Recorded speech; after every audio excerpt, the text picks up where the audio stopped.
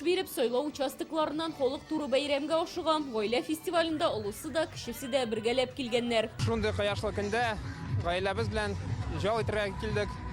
Сайлаудан соң без инде үзебезнең гаиләбез белән килдек, бергәләп матур концерт карар өчен, выставкаларны карарга. Бик күңелле, бик матур. Бүген бик әйбәт көн. Мин гаиләм белән килдем, монда концерт та карыйбыз, балалар белән уйныйбыз. Балалар өчен уен мәйданчыклары эшли, өлкәннәр остаханәләрдә теләп катнаша. Биредә бүген яшәү ямыкенендә билгеләп үтәләр. Лаеклы ялда булган актив тормыш рәвешен алып баручылар бию флешмобына кушылды. Кунакларны чәй аланына чакыралар, СВОда катнашучылар өчен челтәрләр үрәләр. Ватанпәрвәрлек рухы белән сугарылган мәйданда курсантларның күрсәтмә чыгышларын карап була. Шунда ук контракт буенча хезмәткә сайлап алу мобиль пункты эшли. Төп сәхнәдән дә бүген туган якка мәхәббәт, ватанпәрвәрлек турында җырлар яңгырый. Махсус хәрби операциядә катнашкан ир-атлар башкаруында алар аеруча күңелгә үтеп керә.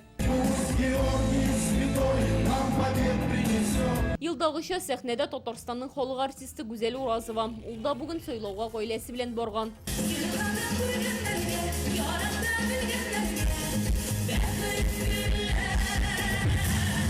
Безне җитәкләп, әйдә без сезнең белән барыйк дип, карыйк әле без ничек була ул дип, шулай итеп безнең белән баралар. Шуңа күрә аларга үзләренә дә кызык, һәм инде киләчәктә дә алар моңа өйрәнәчәкләр. Бу инде әлбәттә традиция. Ул булырга тиеш. Ата-ана ничек балага тәрбия бирә, шулай була киләчәктә. Концертта бүген Татарстан гаиләләре хоры да көтелә. Зур экранда парларның тарихы һәм традицияләре турында видео күрсәтеләчәк. Ландыш Нигъмәтҗанова гаиләсе белән әниемә җырын башкара. Без инде гаиләбез белән бу чарада катнашабыз. Бик матур бәйрәм. Монда татар мөхите, бердәмлек хисе, шушындый хисләр. Татар эстрадасы йолдызлары белән бүген монда танылган рус артистлары да чыгыш ясаячак.